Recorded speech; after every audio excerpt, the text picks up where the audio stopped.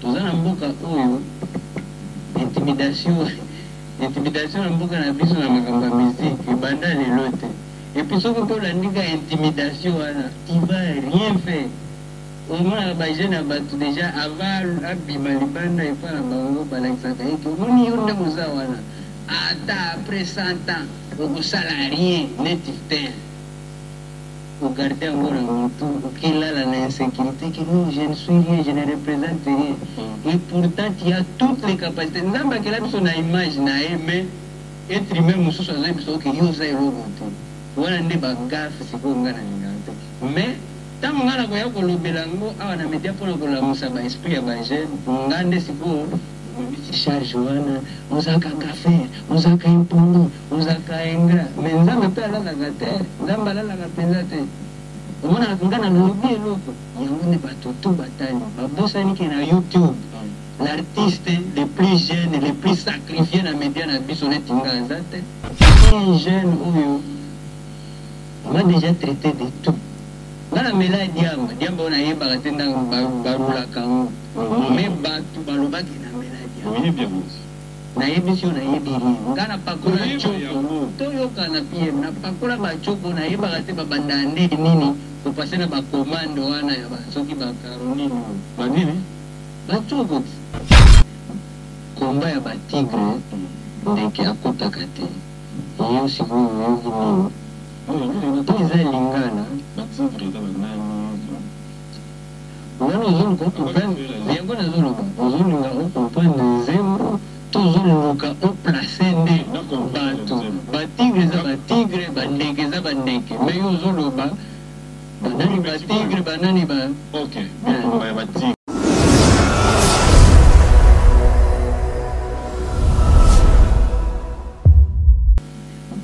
komba ya batigre ndeke akotaka te yo sikoyo oyoki nini to eza lingana wana ozoluka okomprendre yango nazoloba ozolinga okomprendre nzembo tozoluka oplace nde bato batigre eza batigre bandeke eza bandeke me yo ozoloba banani batigre banani ba batigre wana yo sokoma nyama okende koasiste bango yango nazoloba lisusu compréhension nini pire nazoloba compréhension na yo ya bien wana te nga naza artiste apesi makambo deja abeti mbile na bini nasali intro ya danger nasali clip ya bien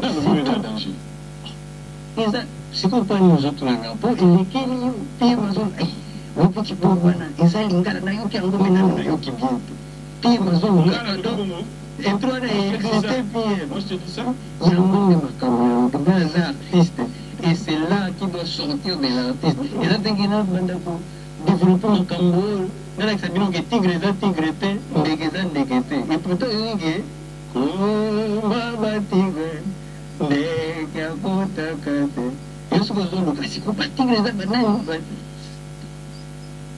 toleka sikosoki toujours yo vandi oyoki mpe motu mwa alobi komba ya bamikwapin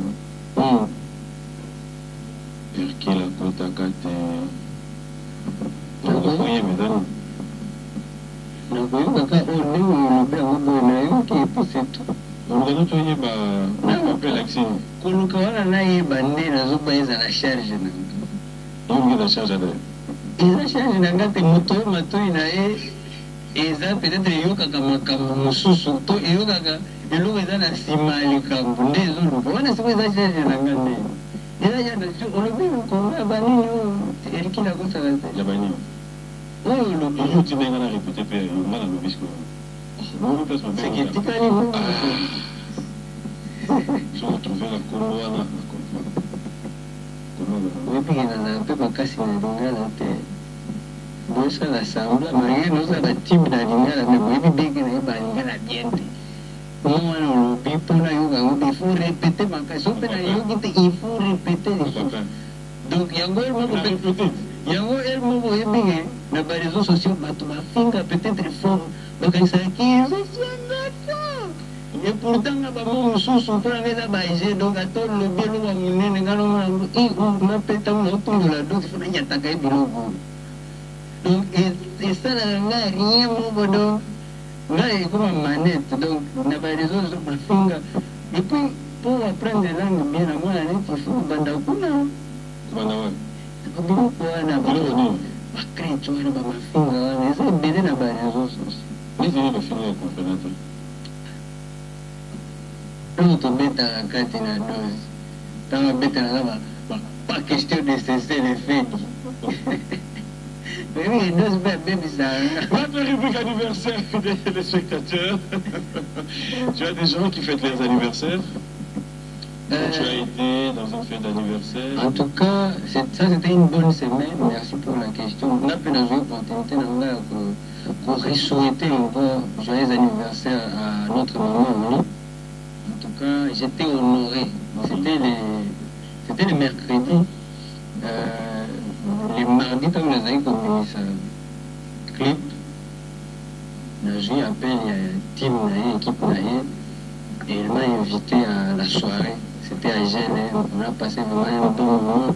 L'équipe, on a côté de la comédie, on a belé, tout sololi, tout pano, ma photo, tout ce peli. Et puis, c'était ma première fois pendant. Et alors, ça là qui m'a plaisir, c'était ma première fois.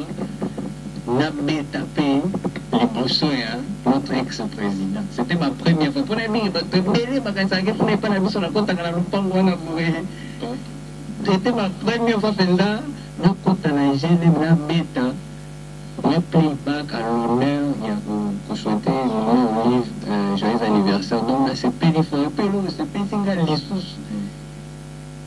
Raïs a ses pays dans 5 ans, à son téléphone, à nous filmer, puis on a une vidéo, bah dino là, bah investir péché à tous les mines, à ses pays forts, à ses pays pesants, donc on a minute, on a téléphone, on écoute à quoi, image n'a pas besoin.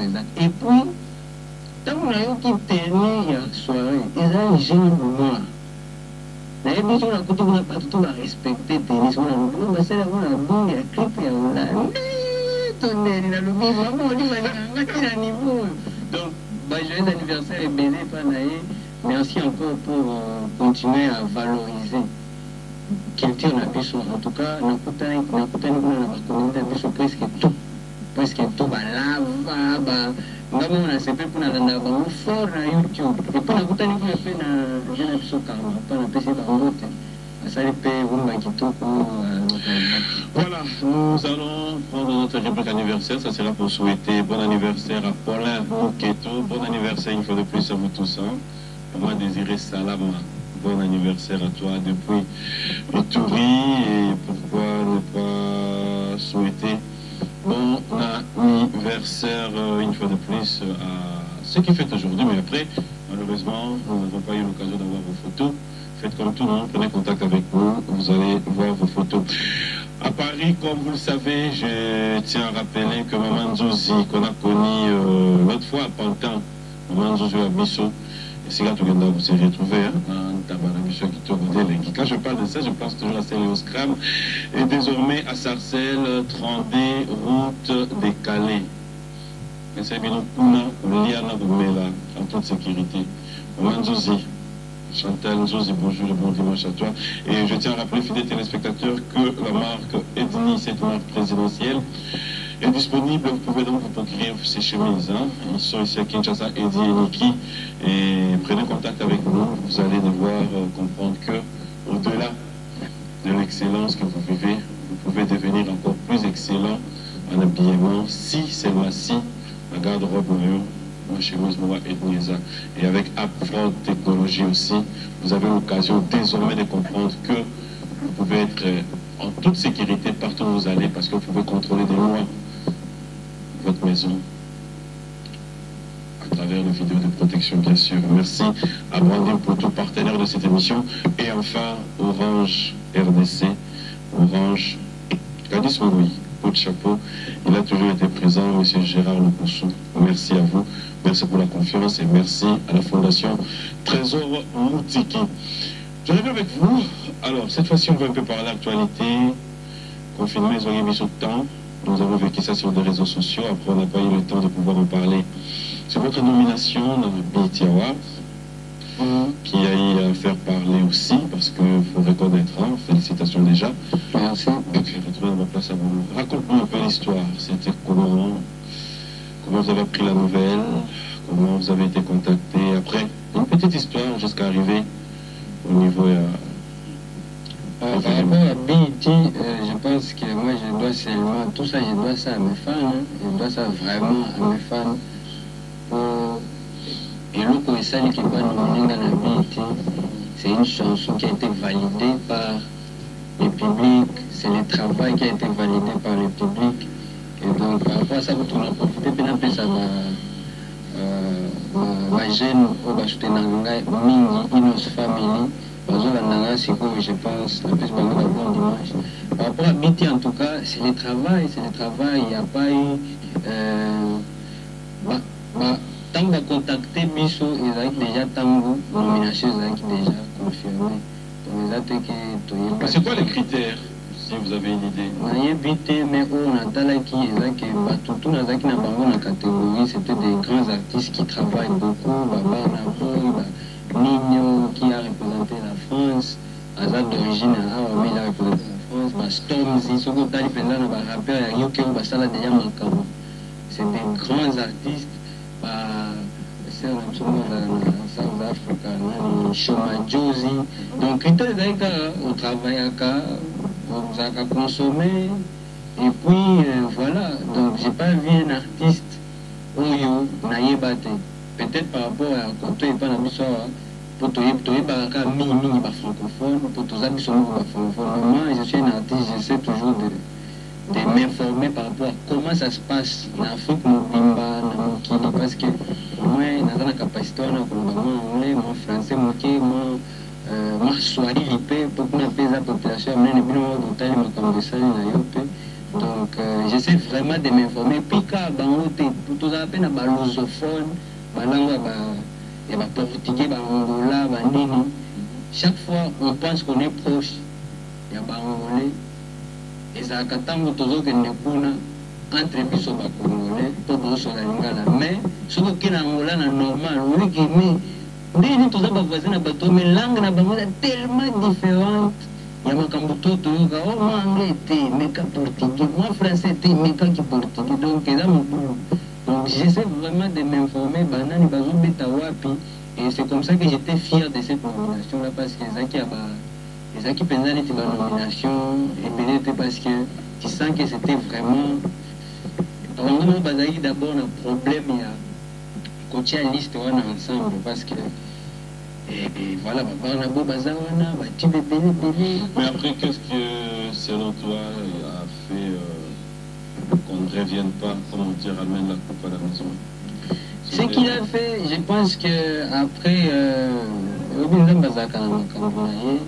là, il a qui première nomination là-bas, et je ne pense pas qu'il vous a la dernière. Et puis, j'étais aussi en face, il y a un artiste au Baza, mais ce que moi j'ai beaucoup apprécié, c'est que il n'y a pas un seul artiste Oyo à Ningisa qui média n'est Oya Congo à représenter Congo. Parce que même les jours J, non, même les jours J, parce que les jours J, on a BET. Na ebité ceux qui battent koto yo bayebi yango depuis quand, mais BET wana BET Award biso na goma na toza bana mike totalaka cérémonie wana na ba VCD oyo bato basombaka batie compilation batie collection ya banzembo ya baaméricain batanzanien banini siko batiaka mpe BET Award ya 2006 BET Award 2007 BET Award 2009 total ka biloko wana toyebaka te eza chaîne ya monene. Donc na motu na nga déjà biloko wana ezalaki ba auto-formation moko inconsciente quoi, tu vois. Sikoyo ntango lelo na 2020 baye konomine nga na comprendre et puis eza tenge na 2020 na comprendre, mais depuis déjà bane moko na bandaki déjà kotala bango sikoyo de près parce que internet ekoti na makambo ba époque akala wana tozali kotala yango na goma na ba VCD on regardait ça na ba retard. Mais tant que tu as avancé Internet, il y a que c'est une grande chaîne où il célèbre excellence, il y a black, noir. C'est comme il y a des gens qui ont en Afrique, où ça y est, on a Kino. Et ça, c'est que vous avez un label, on a ceux qui sont aux États-Unis, en France, en Angleterre. Mais vous savez, nous, on a eu Awa. Vous savez, les clips, on a moi, au choix. Vous savez, les clips, on a studio, on a Palm Beach. Même qu'il est validé en outil, mais mieux pour nous. Maintenant, les jours, j'ai un bit, bato bazala connecté na Twitter, Instagram, Facebook, il n'y avait pas vraiment un artiste où il va poster qui n'a biti wana neti bachaki peza biloko ebele na moi peza ki bazaki peza pena bazaki na émotion parce que c'était pour la première fois nazo expliquer biloko sur les pardon na ça bazaki peza na émotion de voir que na Afrique francophone bamoni mpe artiste oyo azosola na bango langue moko babiloko batindaki nasalela bango bavideo nasalelaki bango bien napase bamessage na bango na bameme texte ya baanglais wana batindi bamoni kotunga na lexi maele basepeli fo yango nayebi sio soki ata na bagene oyo bagene na biso bakongole bazalaka kuna na biti na États-Unis bakamwaki mpo bazotala image na ngai ezotourne en boucle na biti na États-Unis mais nga nazala connected naza kuna na bagene ebele baza kuna bamoses mais na biti mpe eza chaîne eza te qu'il faut nazela en fait c'est des choses lelo eza dimanche bakamwaki fort so question nange eza simple bayebisaki yo ke bakamwe. Ok, oui. Voilà, c'est simple. On fait pénis. Oui. Comment tu vas poser que émission? Mais c'est comme BT. Et là, chez nous. Et là, les lots dans Congo, tout ça dimanche. Bah, tout le monde est dans le c'est qu'on a États-Unis. Jour, il y a BT. Bah, Naomi Campbell, bah, obeta batoro, bah, Rick Ross, bah, obeta bah, Lil Wayne a BT. Image, il y a une autre niveau, on est à attirer lumière vers jeune musique congolaise dans sont des aïkas fierté. C'est seulement ça que je veux exprimer. Et ça aujourd'hui cette nomination sur un terrain de te dire enfin je suis arrivé moi je ne suis pas comme ça. Il y a encore beaucoup de choses à faire et pour moi je dis toujours que ce n'est que le début. L'avantage d'un parcours nanga dans le kaka était baoyo bakrolaka te na bacapacité oyo bajeune baza nango parce que soki otali bavitesse ya babiti wana qu'il pleuve ou qu'il neige eza plus na bamboka neti ya biso oyo kuna nano bamonaka biso de très loin soki batie lisu bamonaka balingaka te bafungola lisu bien mpo batala mpenza direct bafungola lisu kaka moke batali kuna moto moko nde abimaki kuna mais soki bate Nigeria bafungoli miso boye kuna badavido baza bawiskid bana boyi bayemi batiwa sikoyo koto oyo mpo biso mpe toprofite na vitesse il faut déjà partir ya awa topesaka bajeune chance mingi parce que les jeunes sont plus aptes na makambo oyo wana baréseaux sociaux ayebi ke biti balingaka boye tato kolekela bango boye. Donc il faut toujours continuer à faire pour que... Et puis ça la maman. Yo yebi, tout ça pensait belé, ça c'est qu'il faut na le bas, tout le monde va. Quand tu dis ça la maman a bien, c'est-à-dire. Maman. Et ça embrouillement, c'est ça la diversité wana, musique tout. Moi métamorphose moi ça là, c'est bon. Notre musique n'est plus seulement la musique à bana micro wana bazaka bana ba playback et là je me monte pas mais c'est ça au fait c'est quoi ba jeune na c'est pas avantage ba jeune bazaka basakrouchaka te na biloko o kaka eza kana ndefu pour fonctionner moi netinga bo nakoma tikuna na beat musique tout ça là pour tout gagner lumière tout vendre culture na biso nzembo wana ya yo mpe ekopesa artiste na milongo ekopesa n'importe quel artiste limero peut-être album ata 5 epesi ete mais comme tozalaka mingi monopole ya média na biso ezalaka toujours ezalaka mpenza mwa baene na biso ebele peut-être oyo balingaka te mwa eloko ya sika ekota nde balingaka bagarde ke non basingeli wana eza musique te il faut ka baalbum parce que baalbum nde esaka baartiste. Moi j'ai avec ma petite expérience ntango babukaka artiste po place tozwaka mbongo eza ntango ozokende beta na bamboka ntango ozosala babiloko ozwi mbongo.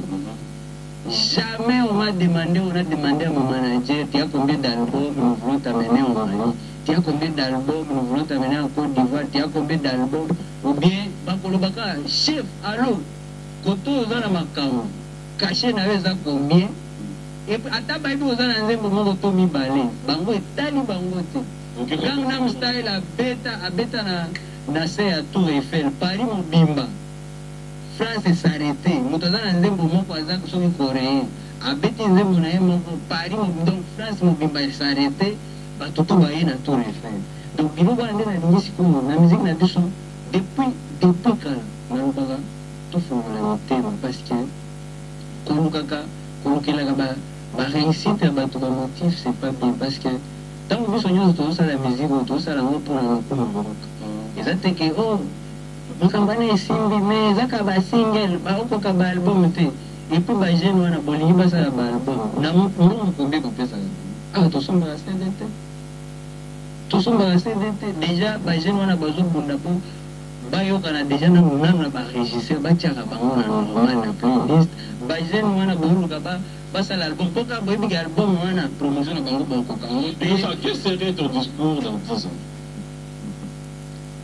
Pour comprendre des réponses on a voulu qu'on pèse il faut zongela interview na ngai akasi ata ya 5 ya 2015 kubanda donc comprendre makambo ezoleka sikoyo yoka pia makambo ezoleka sikoyo il n'y a pas une chose que j'avais pas dit makambo ezoleka sikoyo ke mais omoni bajeune bozofrene bango nde lisusu bakoya sikoyo pour suivre vision. Sans pour autant te vexer, mais pendant ces années, s'il faut revenir en arrière, il n'y a personne, alors que je me trompe, va prêter innocent à nous, une image à prétentieux, ou encore une image à, entre guillemets, gaffaire, personne.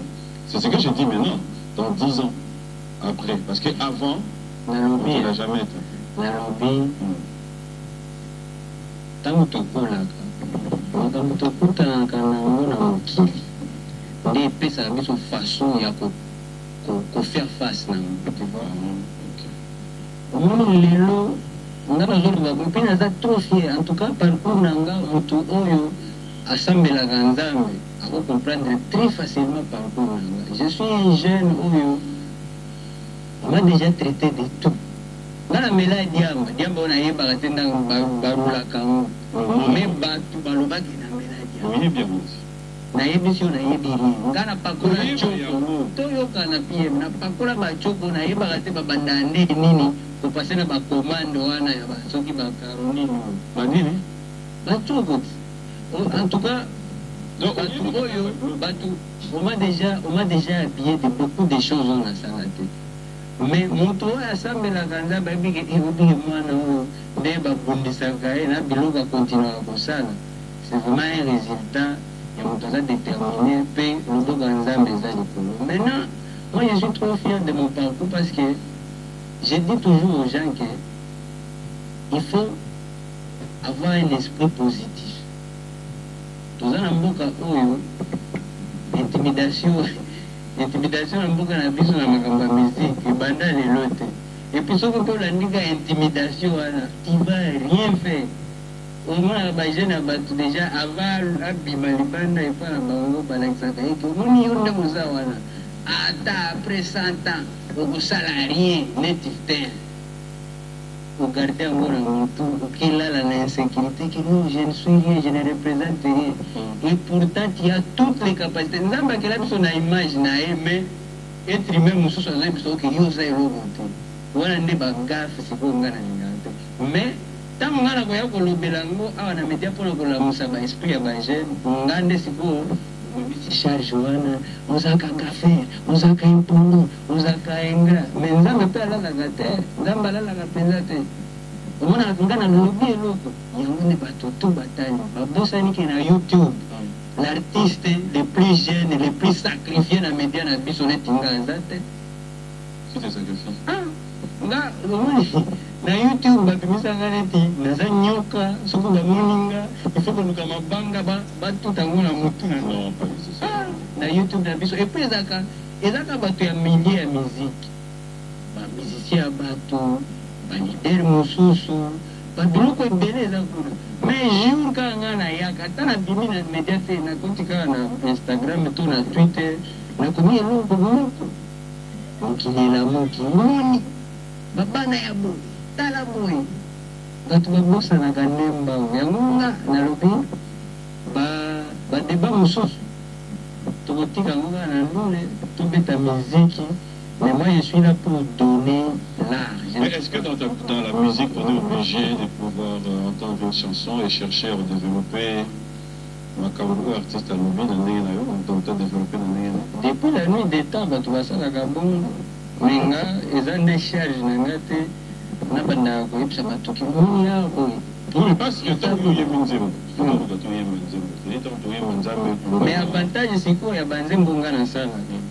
Okokuta toujours malgré que baproche ya bamusicien baluka baplace bamusicien na bango to bachef na bango mais banzembo nanga ezalaka na message pie ntango nalobi nazwi momi nanga asalinga bakado libunye buti bunuki imemeli yo bafardo tika kobelisaka surtout na bongo nanga tika bilobaloba ikupe ebina yo wana biloko bato bavivaka bana mingi basekaka yo eza biloko bakartier bamikolo batimbela yo bango bazelaka pokongo tokatimbela nani yango nabeti epesi welewele bulu yeke pito bale takakatiti oui place on va phrase bon neti bulu yeke la isini ozotala mo mosu yo moyebi te nayebaka te na bulu yeke da